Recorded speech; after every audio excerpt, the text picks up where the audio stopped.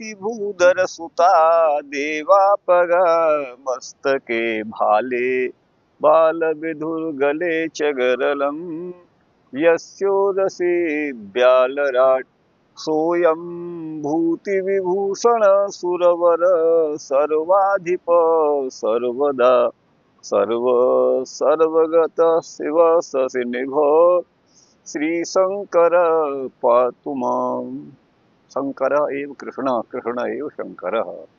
गोपाल सहस्र नाम में भगवत शिवस्यापि अनेकानि नामानि वर्तन्ते तथा विष्णु सहस्र नामाख्येपि भगवत शंकरस्य अनेकानि नामानि उपलभ्यन्ते। भीष्म कृतायां स्तुतौ या च महाभारते वर्तते तत्रापि भगवत शिवस्य अनेकानि नामानि उपलभ्यन्ते। अतएव यह कृष्ण स एव शिव, यह शिव स एव कृष्ण, कश्चिदपि भेदः नास्ति। शिव माने कल्याण। मुग्धे अर्ध संपत्ति ही परिशेषात, ये सूत्र है वेदांत दर्शन 3.2.10। मुग्ध, इससे पहले स्वप्न अवस्था का वर्णन किया गया है और ये कौन सा 8वां है? नहीं, 10वां आज पढ़ना है। हाँ हाँ हाँ, तो अतः हाँ 8वां जो सूत्र है 3.2.8 वो है अतः प्रबोधो अस्मात्, इसके द्वारा जागृत अवस्था का वर्णन हुआ। सूत्र 3.2.9 आदि में और उससे पहले भी स्वप्न अवस्था का वर्णन किया गया है। अब अग्रिम इस सूत्र के द्वारा जागृत और स्वप्न एवं सुषुप्ति से पृथक पाई जाने वाली जो अवस्था सर्वदा सर्वकालिक तो नहीं है लेकिन किसी प्राणी को कदाचित वो होती है, ऐसी मुग्ध माने मूर्छावस्था, जब व्यक्ति किसी गहरी चोट आदि के कारण या विशेष रोग आदि के कारण मूर्छित हो जाता है, उसी अवस्था को मुग्धावस्था, मूर्छा को ही मुग्धावस्था कहा गया है। तो मुग्धे माने मूर्छिते, अर्थात मोह को प्राप्त हुआ जो मूर्छित है वो मरणार्ध संपत्ति, आधा मृत के समान होता है। आधी मृत्यु ही उसे समझनी चाहिए और आधा उसका जीवन, अर्थात न तो वो जीता ही है और न मरा हुआ ही है, न जीवित ही है न मरा ही हुआ है, दोनों का बीच में है वो। तो अर्ध संपत्ति ही मुग्ध में, मूर्छित में मरणार्ध संपत्ति, मरण की अर्ध संपत्ति, आधा मरण ही उसे मानना चाहिए। सुसुप्त्यादिषु मूर्छा नैकतमा, बोले हमने तो अभी तक जागृत, स्वप्न और सुसुप्ति इन 3 अवस्थाओं का नाम सुना है विशेष रूप से, और तुरीय अवस्था ब्रह्म प्राप्ति की होती है जिसको तुरीय माने चौथी अवस्था कहा जाता है जीव की। तो यही 3 अवस्था सुनी जाती है सांसारिक दशा में, वो मुक्ति प्राप्त करके तुरीय अवस्था को प्राप्त करता है। लेकिन यहाँ तो ये नई अवस्था सुनी जा रही है, तो वही यहाँ पर कहते हैं। तो प्रश्न ये हुआ कि इसको आप सुसुप्ति में मान लो, सुसुप्ति को ही मुग्ध अवस्था मान लो, मूर्छा मान लो, अथवा स्वप्न में इसे ले लो, अथवा जागृत में, 3 अवस्थाएं उसी में इसका अंतर्भाव कर लो। इसको अलग से लिखने की क्या जरूरत, इसको अलग से मानने की क्या आवश्यकता है। तो वही है सुसुप्त्यादिषु मूर्छा, सुसुप्ति आदि अवस्थाओं में से ही इस किसी एक अवस्था में इसका अंतर्भाव कर लिया जाए, तब कहते हैं कि न एक तमा, उनमें से किसी एक में इसका अंतर्भाव नहीं होगा। मूर्छा उन तीनों से सर्वथा पृथक है। अतः परिशेषात, इसीलिए परिशेष से माने परिशेष होने से माने उन तीनों में तो समायते हो नहीं रही है और ब्रह्म प्राप्ति की अवस्था वो है नहीं, तो बची कौन सी, वही मूर्छा अवस्था, मुग्ध अवस्था बची। तो परिशेष से सा तदरिक्ता, तद अतिरिक्ता, उक्त तीनों अवस्थाओं से, जागृत, स्वप्न और सुषुप्ति, इन तीनों अवस्थाओं से वह अतिरिक्त अवस्था है। ठीक गुरु भाई, ऐसा इन्होंने कहा है। अब ये है 3, कितना है 3.2.10। तो 3.2.10 में इसका अर्थ जो हमने लिखा है गुरु भाई वो भी आपको पढ़ देते हैं। मुग्धे अर्थ अर्ध संपत्ति परिशेषात, मूर्छावस्था में अर्ध संपत्ति। अब यहाँ हमने लिखा है आधी सुसुप्ति, है ना, आधी सुसुप्ति अवस्था रहती है। परिशेषात माने परिशेष से ज्ञात होता है। मनुष्य आदि की मूर्छावस्था अर्ध सुसुप्ति आदि के समान है। परिशेष माने प्रसिद्ध जागृत आदि में अंतर्भाव न होने से, तीन अवस्थाओं में उसका अंतर्भाव नहीं होता है, तो उसे आधी सुसुप्ति आप कह सकते हो। जैसे व्यक्ति को कष्टानुभव होता है तो जोर जोर से चिल्लाता है, वो चिल्लाता भी उस समय नहीं है। और वो कहो सो रहा है तो वो सोने का भी आनंद उसे नहीं है, वो तो महान कष्ट में पड़ा हुआ है।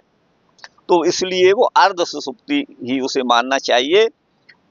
जागृत आदि में अंतर्भाव न होने से लोक में जागृत स्वप्न सुसुप्ति तथा उत्क्रांति माने मरण मृत्यु का जब समय, मृत्यु के समय जीवात्मा देह का त्याग कर जब एक शरीर से दूसरे में उत्क्रांत होता है, उत्क्रमण करता है, तब वो एक चौथी अवस्था भी आपको बता दो। उत्क्रांति एक अलग है।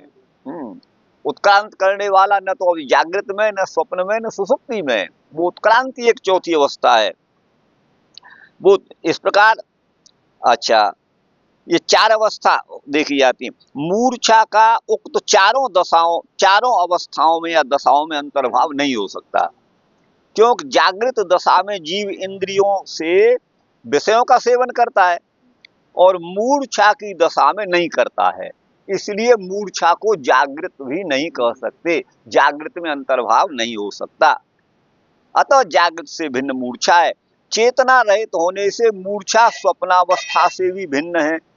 स्वप्न में तो व्यक्ति नदी में तैरता है, रेल में बैठता है, आकाश में उड़ता है, नाना पशु पक्षियों को देखता है, ये अनुभव उसे होते हैं। लेकिन मूर्छा में ये सब अनुभव, इसलिए स्वप्न में भी इसका अंतर्भाव मूर्छा का नहीं हो सकता है। अतः स्वप्नावस्था से भी भिन्न है, क्योंकि चेतना रहित होने से। स्वप्न में विषय बोध रहता है, आप उड़ रहे हैं, आप देख रहे हैं, आप गा रहे हैं, आप भोजन कर रहे हैं, दर्शन कर रहे हैं, लेकिन मूर्छा में ये नहीं रहता, इसलिए स्वप्नावस्था में भी अंतर्भाव नहीं होगा। सुसुप्ति में प्राणी का मुख मालिन्य नहीं होता है। जब गहरी नींद होती है तो चेहरे पर प्रसन्नता का भाव होगा, मलिनता नहीं होगी।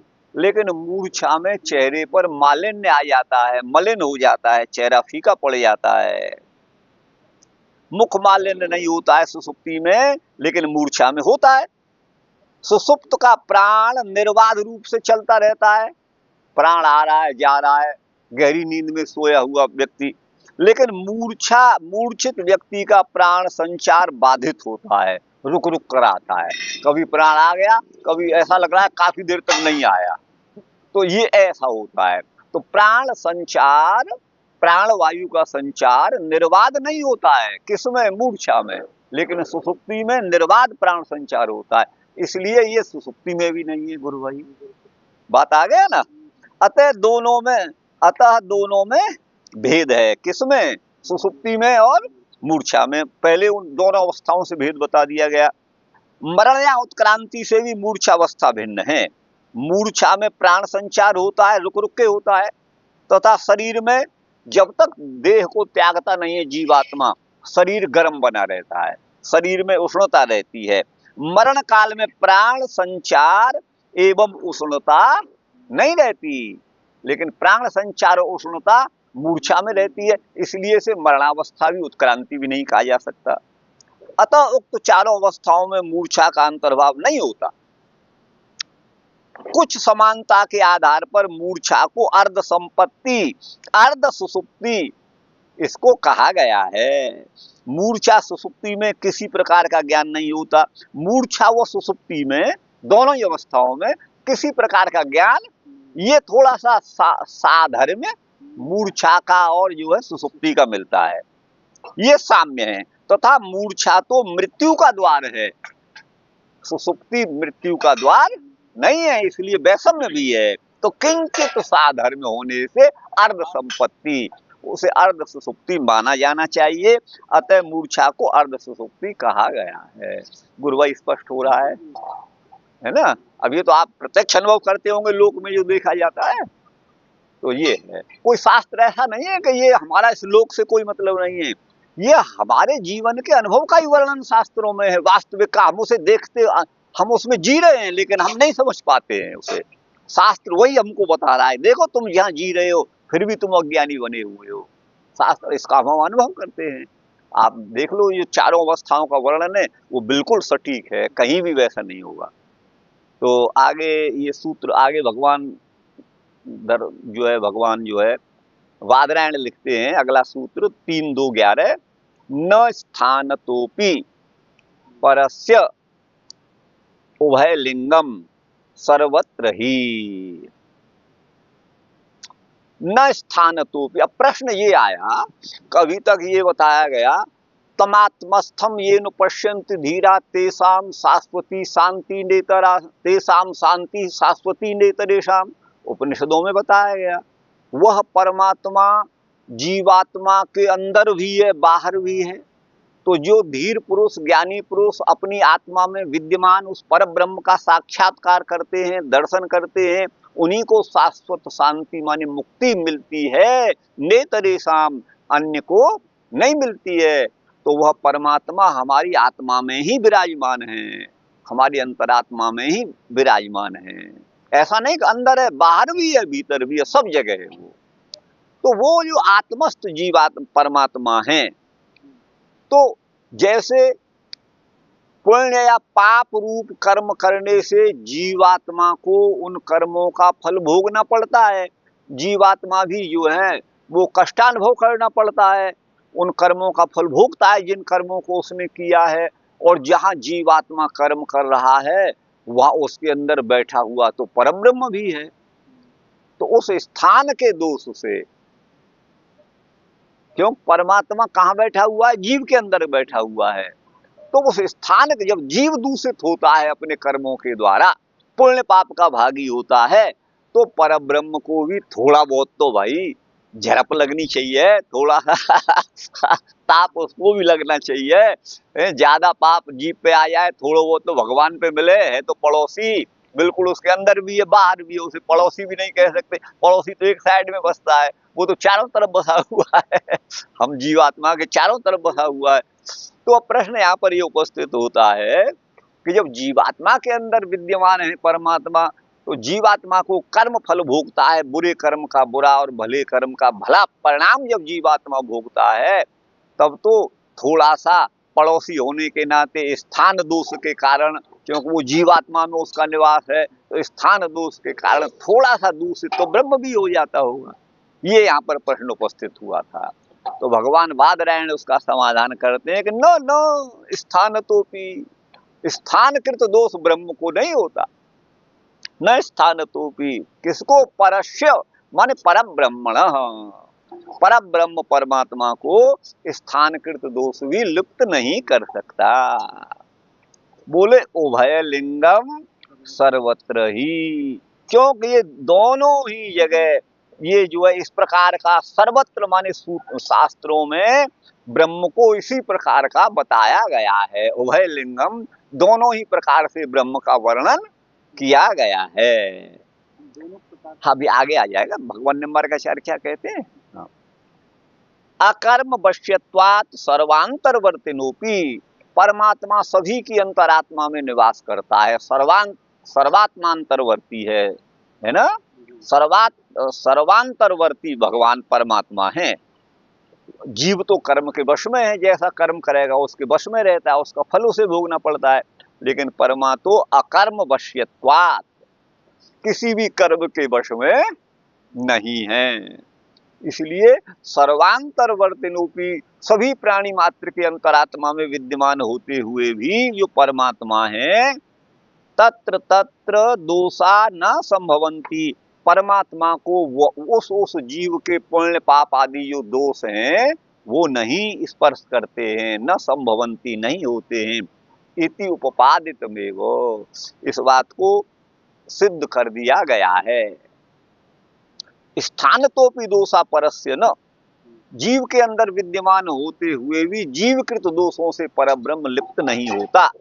स्थान तो दोषा परस्य न यतः सर्वत्र माने सभी जगह है श्रुतियों में ब्रह्म निर्दोषत्व स्वाभाविक गुणात्मकत्वाभ्याम युक्तम आमनातम उभयलिंग माने दोनों ही प्रकार से ब्रह्म का निरूपण शास्त्रों में किया गया है।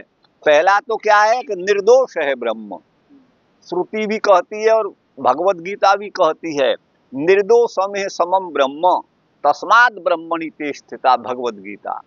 तो ब्रह्म को निर्दोष कहा गया है, इसीलिए जीव के अंदर भी रहता हुआ वो जीवकृत पाप पुण्य से लिप्त नहीं होता, निर्दोषत्वात् उभयलिंग। दूसरा क्या है, स्वाभाविक गुणात्मकत्वाभ्याम, स्वाभाविक गुणों से युक्त है परमात्मा, अर्थात परमात्मा का जो सत्य चित्त और आनंद जो स्वाभाविक स्वरूप है उससे वह परमात्मा युक्त है और दोष से रहित है। इन दोनों ही लिंगों से, दोनों ही प्रकार के जो है लिंग माने ज्ञापक वचनों से, शास्त्र के प्रमाण से, लिंग माने प्रमाण यहाँ पर यूं कहिएगा, दोनों ही प्रकार के प्रमाणों से ये सिद्ध होता है कि परमात्मा स्थानकृत दोष से लिप्त नहीं होता।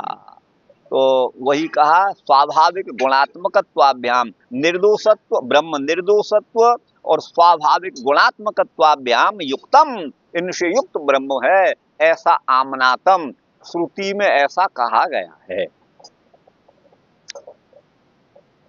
अब आगे आप देख रहे हैं गुरु भाई, न स्थानतोपि परस्य उभयलिंगम सर्वत्र ही, न माने नहीं, स्थानतो माने निवास स्थान से भी, परस्य माने परमात्मा को, उभयलिंगम माने दोनों लिंग वाला होने से, सर्वत्र माने सभी जगह, श्रुतियों में ही माने निश्चय ही कहा गया है। जीवात्मा के अंदर विद्यमान होने से तथा स्वतः परब्रह्म जीव के सदृश जागृत स्वप्न आदि अवस्थाओं से युक्त नहीं होते हैं। जीवात्मा के अंदर तो विराजमान है, लेकिन जीवात्मा की जागृत स्वप्न सुषुप्ति अथवा मुग्धावस्था जो होती है ब्रह्म उससे लिप्त नहीं होता, युक्त नहीं होते हैं। क्योंकि शास्त्रों में सर्वत्र ब्रह्म को निखिल दोष शून्य तथा अशेष कल्याण गुण गण युक्त कहा गया है, अशेष कल्याण गुणैक राशिम ऐसा कहा गया है। यह आत्मनि तिष्ठन सतपथ ब्राह्मण में जो परमेश्वर जीवात्मा के भीतर विराजमान है, जीवात्मा जिसका शरीर है, आदि आदि श्रुतियों में जीव को ब्रह्म का निवास स्थान कहा गया है।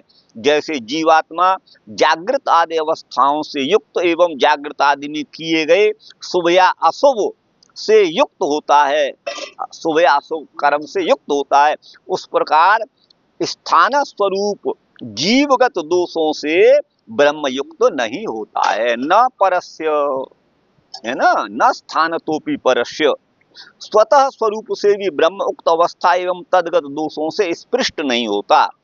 सर्वत्र श्रुति स्मृतियों में है ना उभयलिंगम, श्रुति स्मृतियों में ब्रह्म को निरस्त निखिल दोष एवं अशेष कल्याण गुणाकर कहा गया है। अपहत पापमा विजरु विमृत्यु है ना, ये कहा गया है। ब्रह्म सर्वथा पाप रहित तथा जरा मृत्यु से भी रहित है। समस्त कल्याण गुणात्मकोसौ स्वशक्ति लेशात धृतभूत सर्ग, परमात्मा समस्त कल्याण गुण स्वरूप है तथा अपनी शक्ति के अंश मात्र से, लेश मात्र से समग्र सृष्टि को धारण किए हुए है। तो यहाँ दोनों बात बता दी, एक तो पाप आदि से रहित है और समस्त कल्याण गुणों का आकर है, ठीक है ना। इसके साथ ही ब्रह्म सभी के अंदर और बाहर विराजमान है। ब्रह्म में अविद्या आदि दोषों की कल्पना भी नहीं की जा सकती, अतः पर ब्रह्म उक्त अवस्थागत एवं तदगत दोषों से जीव के समान युक्त नहीं होता है। ठीक है ना गुरु भाई, हमने उभय लिंगम का कर दिया है, श्रुति और स्मृति दोनों ही प्रमाणों से। लिंग माने प्रमाण, लीनम माने छिपे हुए, अर्थ को गमयति बोधयति तदलिंगम, तो ये इसलिए कर दिया है, श्रुति और स्मृति प्रमाण से ये है।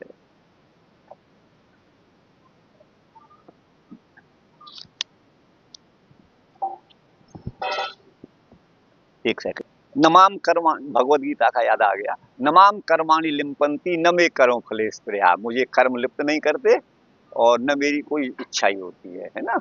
हाँ ठीक। गीता जी कौन सा अध्याय है लिख दिया हमें याद आ।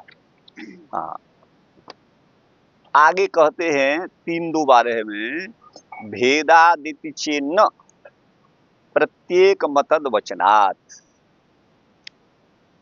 भेदाद इति भेद होने से, ठीक है ना।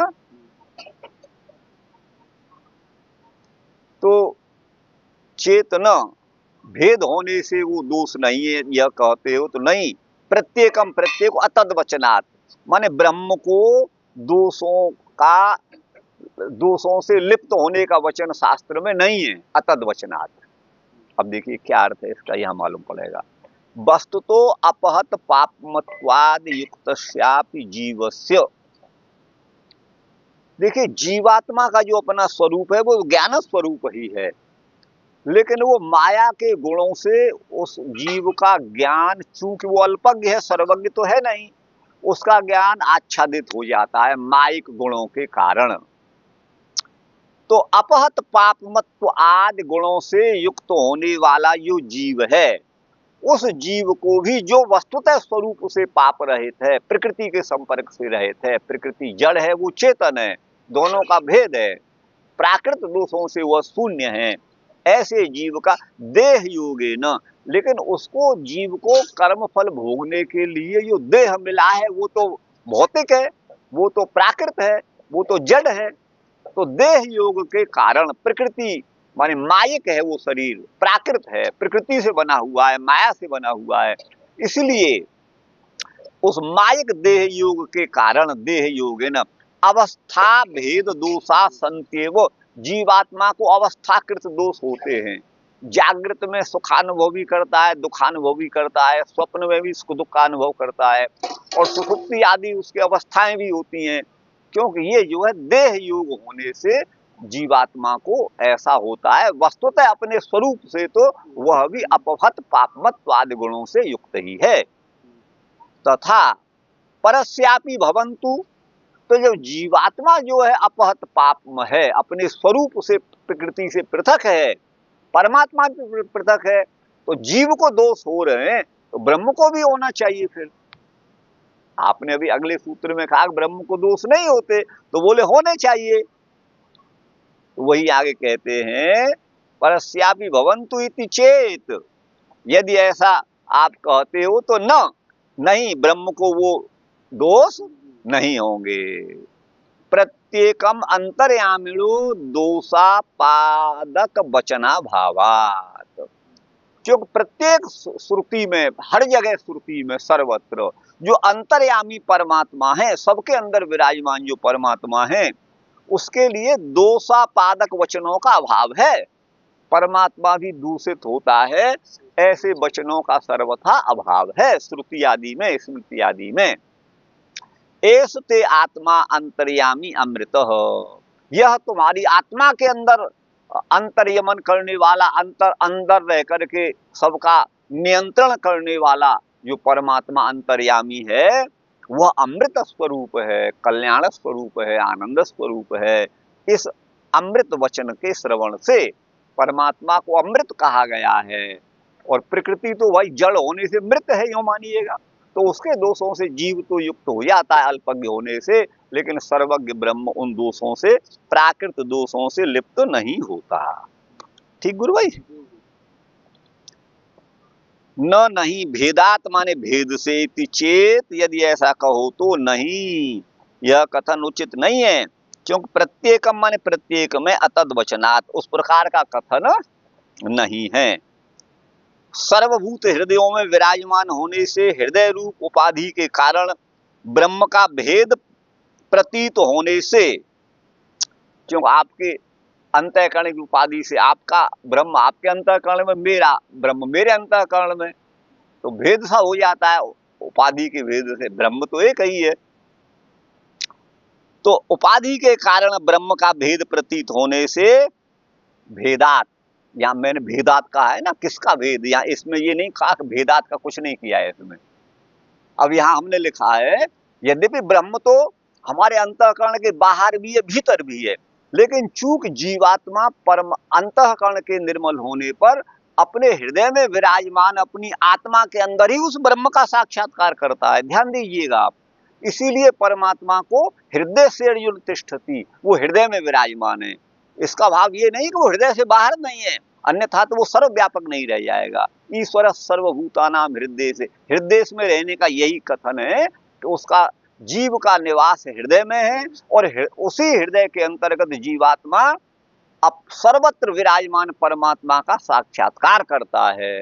लेकिन अंतःकरण तो भिन्न है, आपका जीवात्मा आपके हृदय में है, मेरा जीवात्मा मेरे हृदय में है, प्राणी मात्र का है, जो है वो हृदय अलग अलग है। उन सब के हृदय में होने से तो आप तो अपने अंतःकरण में ब्रह्म का साक्षात्कार कर रहे हैं, योग नियम जप तप आराधना के कारण मैं नहीं कर पा रहा हूं, मैं विषयों में लिप्त हो रहा हूं।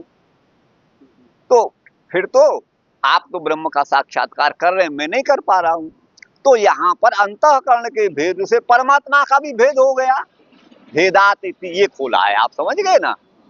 तो बोले इति चेतन, हृदय रूप उपाधि के भेद से भी परमात्मा में भेद नहीं हो सकता।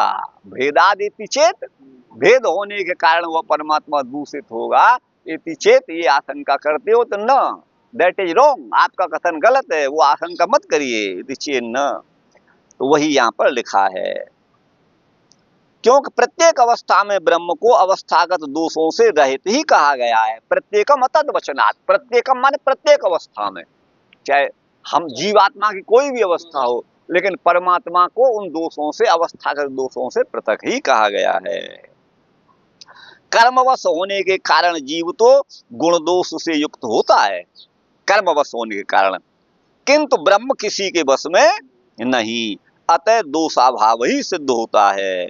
ब्रह्म स्वरूप नित्य ही आविर्भूत है, अतः सर्वथा अवस्था जन्य दोषों से शून्य है। शास्त्र में जीव को जागृत अवस्था में गुण दोष प्राप्त होने का वचन है। यथा कपूय चरणा कपूय योनिम आपद्यन्ते, निंदित आचरण करने वाले निंदनीय योनियों में, सूकर कुकर की योनियों में जाते हैं। तो गलत कार्य करने वाले जीवात्मा के लिए तो अधोगति आदि का वर्णन है। निंद आचरण करने वाले निंदित योनि को प्राप्त करते हैं, होते हैं। स्वप्न अवस्था में भी जीव के विषय में कहा गया है क्या, यदा स्वप्नम कृष्णम कृष्णदंतम, जीव स्वप्न में जब काले कलूटे काले दांत वाले पुरुष को देखता है तो अशुभ का योग होता है। और सुसुप्ति में भी सर्वा प्रजा अहर अह गच्छन्त्य, ये वाक्य है ना, सारी प्रजा रोजाना उस ब्रह्म को सुसुप्ति में प्राप्त करती है, लेकिन वहां से आकर के ये नहीं जानती कि वयम सत सत संपद्यामहे, हम सत से संपन्न भगवान से मिलकर अभी लौटे हैं, ये नहीं जानते। तो यह वाक्य जीव को सुसुप्ति में भी दोष का कथन करता है। ब्रह्म के विषय में तो श्रुति का कथन है, एस ते आत्मा अंतर्यामी अमृत, आत्मा के अंतर्यामी ब्रह्म को दोष शून्य एवं अमृत कहा गया है। हृदय भेद से निर्वयव अखंड ब्रह्म का भेद सिद्ध नहीं होता, वो तो निर्वयव अखंड है, उसमें हृदय के कारण उसके खंड खंड कर दो अलग अलग ब्रह्म को, तो ऐसा नहीं है, नहीं होता। ब्रह्म के विराट रूप का वर्णन करने के अभिप्राय से ही ब्रह्म को सहस्र शीर्षा पुरुष सहस्राक्ष सहस्रपाद, वो हजारों सिरों वाला, हजारों मुखों वाला, हजारों पैरों वाला उसे कहा गया है। नमाम कर्माणि लिम्पन्ति, देखो हमने अगले में लिख दिया था वो, अब यहाँ लिखे हमने। आदि भगवद गीता के वचन ब्रह्म की दोष शून्यता का वर्णन करते हैं। ठीक गुरु भाई, ब्रह्म के की दोष शून्यता का वर्णन करते हैं। अब इसमें साफ आ गया ना। अब यहाँ भेदात इसका कुछ नहीं किए हैं, इनमें नीचे क्या किया, कुछ नहीं किया, आप बताइएगा। अब यहाँ भेदात का खुल गया ना। हाँ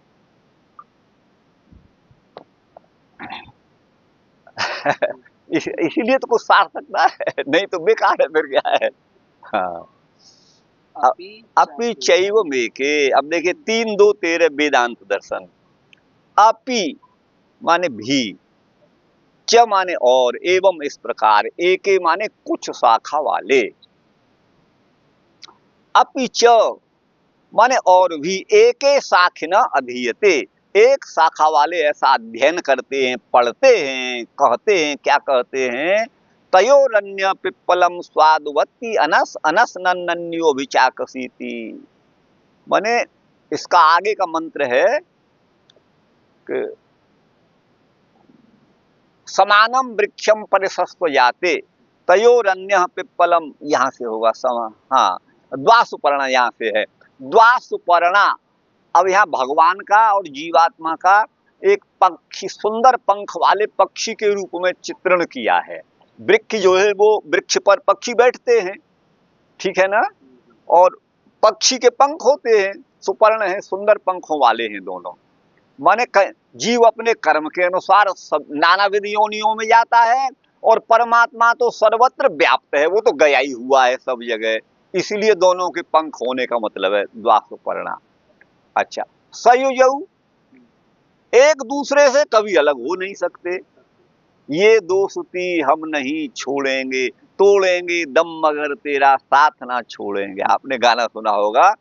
तो जीवात्मा कितना भी पापी हो या पुण्यात्मा हो, ब्रह्म सर्वत्र उसमें भी व्याप्त रहता है, वो भले न समझे उसे, तो उनका सानिध्य कभी अलग नहीं होता, टूटता नहीं है, छूटता नहीं है।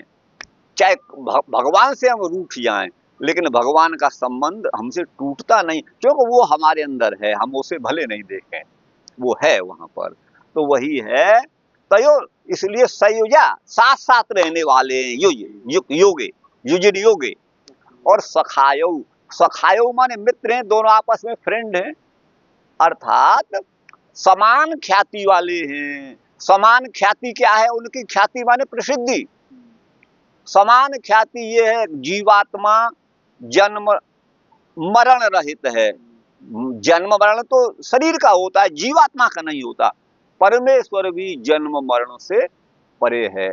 जब से जीवात्मा परमात्मा की सत्ता है, उसी समय से परमात्मा की भी सत्ता है, और अनंत काल तक दोनों की सत्ता हमेशा हमेशा रहेगी, रहने वाली है। इसलिए समान ख्याति वाले दोनों सखा हैं, दोनों चेतन हैं, दोनों चेतन हैं, हैं सखायऊ, दोनों मित्र हैं। अच्छा, आगे कहाँ गया? और समानम वृक्षम, एक ही वृक्ष पर, अर्थात एक ही शरीर रूपी वृक्ष में दोनों बैठे हुए हैं। एक वृक्ष में ही दोनों बैठे हुए हैं। शरीर एक वृक्ष है, शरीर एक वृक्ष है। इस समान माने एक ही वृक्ष में, परिशस्व जाते माने आलिंगन किए हुए हैं, परिशस्व जाते, दोनों आलिंगित हैं, उसी में चिपके हुए हैं, बैठे हुए हैं, एक ही शरीर में। हमारा जीवात्मा हमारे शरीर में मस्तिष्कगत हृदय प्रदेश में विद्यमान है, और उसके अंदर जीवात्मा के अंदर भी परमात्मा विराजमान है। तो एक ही वृक्ष में दोनों बैठे हुए हैं। समानम वृक्षम परिशस्व जाते तयो, लेकिन अब यहां तक तो ये समानता है भाई। अब भेद शुरू होता है जीवात्मा और परमात्मा का। क्या भेद है? तो बोले उन दोनों में अन्य माने एक जो जीव रूपी पक्षी है, वो पिप्पलम स्वादुवत्ति, प्रकृति के भोगों को स्वादिष्ट मान करके उन भोगों को भोगता है। पिप्पलम स्वाद, उन्हीं में आनंद मानता है, स्वादुवत्ति, उसी में उसे आनंद आता है। प्रकृति के संपर्क में, ये मेरी स्त्री है, स्त्री में आसक्त, धन में आसक्त, पुत्र में आसक्त, लड्डू में आसक्त, दक्षिणा में आसक्त, वस्त्र में, ये सब में आसक्त रहता है। तयोरन पिप्पलम, पिप्पल माने कर्मफल, उसको भोगता है। पिप्पलम स्वादुवत्ति। और अनासनन अन्यो, लेकिन परमात्मा रूपी जो पक्षी है वो अनासनन, न भोगता हुआ, असनन माने खाता हुआ, भोगता हुआ, अनासनन न भोगता हुआ, न खाता हुआ, अभिचाकसीति, केवल दृष्टा मात्र है, वो केवल दृष्टा है। कर ले बेटा तू, खा ले खूब बढ़िया फलन ने आके ने, लेकिन बेटा अगर बुरे फलन ने खावे, बुरे कर्म करेगा तो बुरे फल तो खाने पड़ेंगे भाई, अर्थात भोगना पड़ेगा। तू कर्म करने में तो स्वतंत्र है, लेकिन बेटा फल तो मेरे हाथ में, इसलिए मैं देख रहा हूं, तू तेरी छुट्टी है, कुछ भी कर ले। परमात्मा ने हमको संसार में छोड़ दिया है, तो हम में से कुछ लोग तो भाई समझ जाते हैं उस बात को, जो भगवान की ओर अभिमुख होते हैं, बुरे काम को छोड़ देते हैं, लेकिन कुछ लोग तो ज्यादातर तो संसार उसी में लगा हुआ है, बुरे कर्मों में लगा हुआ है। तो ये श्रुति यहाँ पर तयोर अन्य करके जीव और परमात्मा के भेद को बताती है। तो वही कहा अपिचैव में के, और इस प्रकार कुछ एक शाखा वाले परमात्मा के निर्दोषत्व का कथन भी करते हैं। तयोर अन्य पिप्पलम स्वादवती अनसनन अन्यो अभिचाकसीति, अर्थ इसका हो गया इति एक शाख न अधीयते, ऐसे एक शाखा वाले पढ़ते हैं। अपिच माने और भी, एवं इस प्रकार एक माने अन्य शाखा वाले, तथा अन्य शाखा वाले भी ब्रह्म को स्वप्न आदि अवस्थाकृत दोष से शून्य कहते हैं। द्वाप सुपर्णाशयो सखायो, ये अर्थ अभी कर दिया हमने। एक ही शरीर रूपी वृक्ष पर ईश्वर एवं जीव रूपी दो पक्षी बैठे हुए हैं, वे दोनों ही सुपर्ण हमेशा साथ रहने वाले समान ख्याति वाले हैं। इनमें जीव रूपी जो पक्षी है अपने कर्म फल का भोगता है, अन्य ईश्वर रूपी पक्षी कर्म फल के भोग से सर्वथा रहित है, वह केवल दृष्टा मात्र अभिचाकसीति, अतः ब्रह्म अवस्थाजन्य दोष से रहित ही है, वो लिप्त नहीं होता। आगे है गुरु भाई 3-2-14 सूत्र है, अरूपवदेव हे तत्प्रधानत्वात्, है ना, अरूपवदेव तत् ही तत्प्रधानत्वात्, तत् माने वह, अरूपवदेव रूप रहित ही है, अरूपवत वह रूप रहित ही है, रूपवत रूप वाला, अरूपवत बिना रूप वाला ही है। तत् माने वह, ही माने निश्चय ही, तत्प्रधानत्वात् माने प्रधान होने से। देखिए नाम रूपे व्याकरवाणी इत्यस्मिन् कार्य भी परस निर्वाह नाम रूप निर्वाहकत्वेन प्रधानत्वाद भेतो सोत्पाद्य नाम रूप भोक्तृत्वाभावाद ब्रह्म रूपवद भवति अतो दोष गंधा नाघ्रातम ब्रह्म, ये भगवान निम्बारकाचार्य लिखते हैं। तो यहाँ इसका तात्पर्य है गुरु भाई, नाम रूपे व्याकरवाणी, ये पूरा मंत्र है उपनिषद में, अनेन जीवे नात्मना, है ना, अनुप्रविश्य नाम रूपे व्याकरवाणी, ठीक है ना। मैं इस प्राकृत शरीर में, प्राकृत मनुष्यों के शरीर को प्रकृति से उत्पन्न करके, प्रकृति से मनुष्य आदि के शरीर का निर्माण करके, है ना, मैं जो है नाम और रूप की व्याकृति करता हूं, नाम और रूप को बनाता हूं।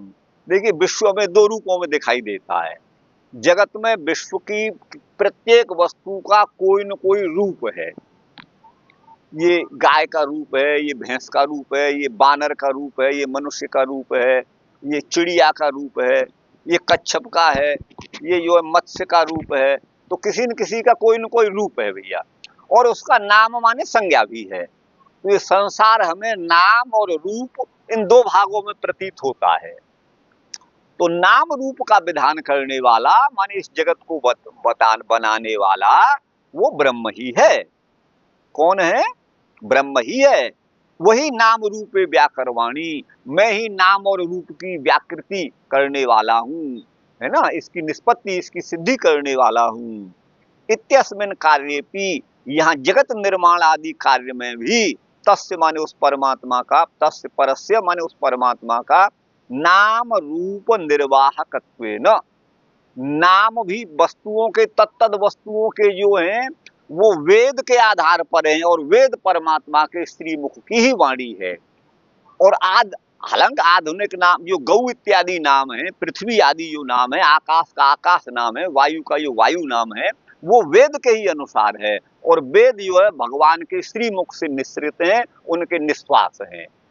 तो नाम भी इस जगत के पदार्थों का भगवान करते हैं, और रूप भी जो तत्तद प्राणियों को, मनुष्य को मनुष्याकार, मनुष्य का रूप, गाय को गाय का रूप, ये भी परमात्मा के द्वारा है। तो नाम और रूप दोनों का निर्वहन करने वाले परब्रह्म ही हैं। यही बात है, नाम रूप निर्वाहकत्वेन परस्य, परब्रह्म ही परब्रह्म परमात्मा ही नाम और रूप के निर्वाहक हैं, करने वाले हैं।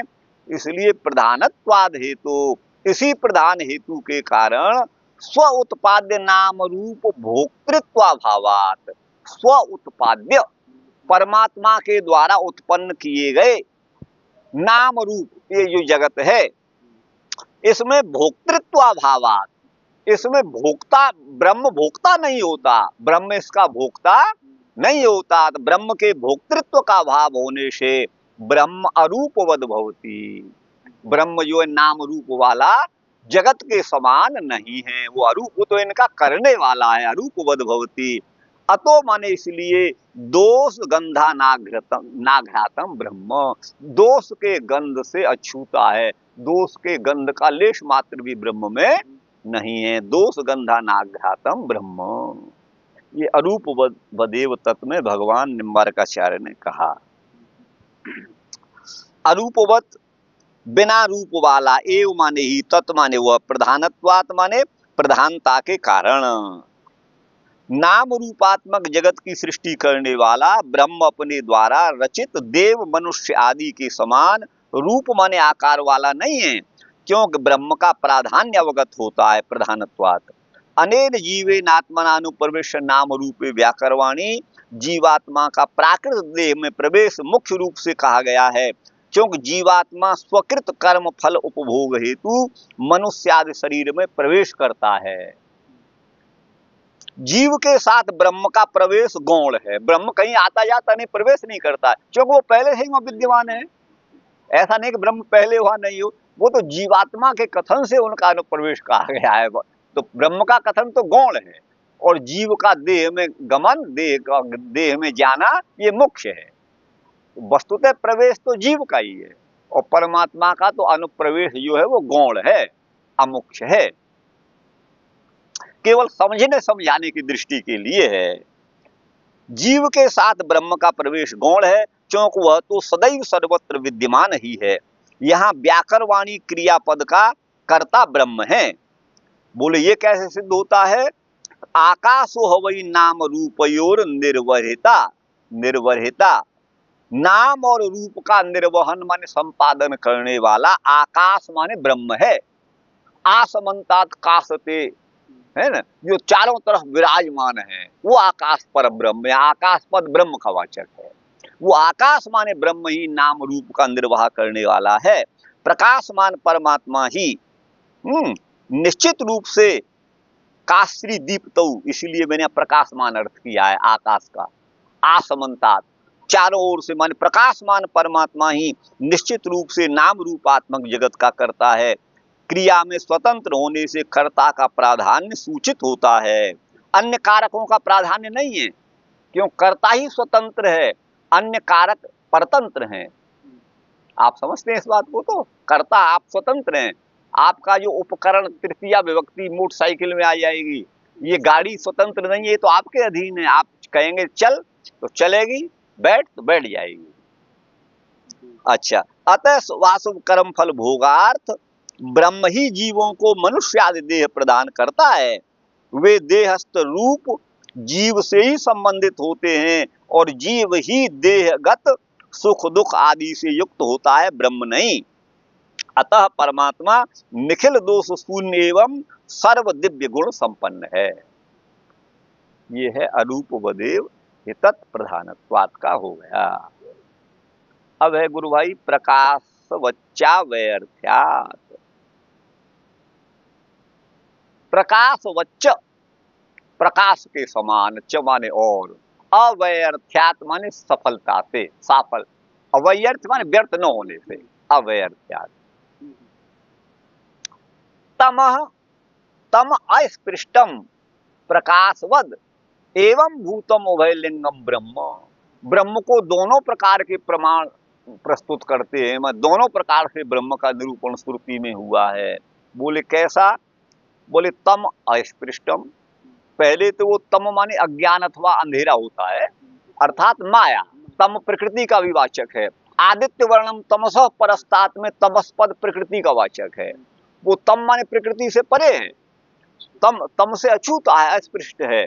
और प्रकाशवत माने प्रकाश युक्त भी है।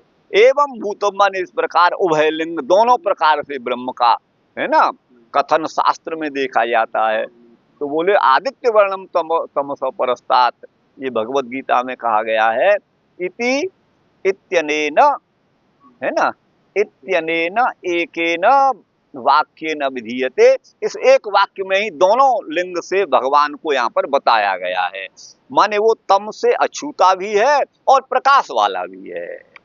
क्योंकि वाक्यस्य अवैर्थ्यात्, जो श्रुति वाक्य है या स्मृति वाक्य है वो व्यर्थ नहीं होने से वो सार्थक हैं, अर्थ वाले हैं, निरर्थक नहीं हैं। प्रकाशवत, प्रकाश के समान, और अवैर्थ्यात, अवैर्थ्यम माने व्यर्थ नहीं है। जैसे सूर्य आदि का प्रकाश स्वयं अंधकार से पृथक होता हुआ अंधकारावृत वस्तुओं को प्रकाशित करता है तथा तत्तद वस्तुओं के दोषों से दूषित नहीं होता, उसी प्रकार ब्रह्म समस्त कल्याण गुण गण युक्त होते हुए भी प्राकृत दोषों से पृथक ही होता है। तमेव भांतम अनुभाति सर्वम, उस प्रकाश रूप ब्रह्म के प्रकाश से ही सर्व जगत प्रकाशित होता है। प्रकाश के समान ब्रह्म का यही अवैर्थ्य है। जैसे प्रकाश व्यर्थ नहीं होता, कैसे? एक तो वो स्वयं अंधेरे में नहीं पड़ेगा प्रकाश, और अंधेरे के दोषों से अछूता भी रहेगा, ठीक है ना। तो यही प्रकाश के समान अवैर्थ्य है ब्रह्म का। जैसे प्रकाश वैसे ही ब्रह्म, अर्थात ज्ञान रूप है ब्रह्म। आहच तन्मात्रम, वाक्यम आहच तन्मात्रम, और शास्त्र जो है ब्रह्म को उतना ही, तन्मात्र माने उतना ही, आह माने कहता है, च माने और, आह माने कहता है। वाक्यम यावान यस्य अर्थस्तावन मात्रमाह, माने यावान, वाक्यम यावान, जो वाक्य हैं श्रुति वाक्य हैं, यावान यस्य अर्थ, जिसका जितना अर्थ है, माने ब्रह्म जैसा है, जिस स्वरूप वाला है उसी रूप में शास्त्र उसको कहता है, ये भाव है। यस्य अर्थ, यावान माने जितना, जिसका अर्थ है ना। तावन मात्र माह, उतने ही मात्र को शास्त्र कहता है। यदा तदा तदेव अवैर्थ्यम बोध्यम, इसीलिए उसका अवैर्थ्य, जैसे प्रकाश का अवैर्थ्य, प्रकाश निरर्थक नहीं होता, वैसे ब्रह्म की भी सार्थकता है, अवैर्थ्यम है। आह च तन्मात्रम, आह कहता है, च माने और, तन्मात्र माने तत्व स्वरूप, तथा वेद आदि शास्त्र ब्रह्म को प्रकाश स्वरूप माने चिन्ह मात्र कहता है। एवं वा अरे अयमात्मा अनंतरो अबाह्य कृष्ण प्रज्ञान घन एव बृहदारण्यक 4-5-13, जैसे नमक का डेला अंदर एवं बाहर से पूर्णतया लवण रस वाला ही होता है, उसी तरह यह ब्रह्म बाह्य एवं आभ्यंतर भेद से शून्य केवल प्रज्ञान घन माने चेतन मात्र ही है। सत्यम ज्ञानम अनंतम ब्रह्म, तैत्तिरीयोपनिषद 2:1, अर्थात ब्रह्म सत्य मात्र है, अनंत मात्र और चिन्ह मात्र है। ब्रह्म में असत्य, अज्ञान और अंतवत की कल्पना भी नहीं की जा सकती है। उसी प्रकार ब्रह्म आनंद मात्र भी है। तन्मात्र, आहश तन्मात्रम, ये 16वां सूत्र हो गया गुरु भाई, है ना। अच्छा, और चलेंगे एक बार, चलो।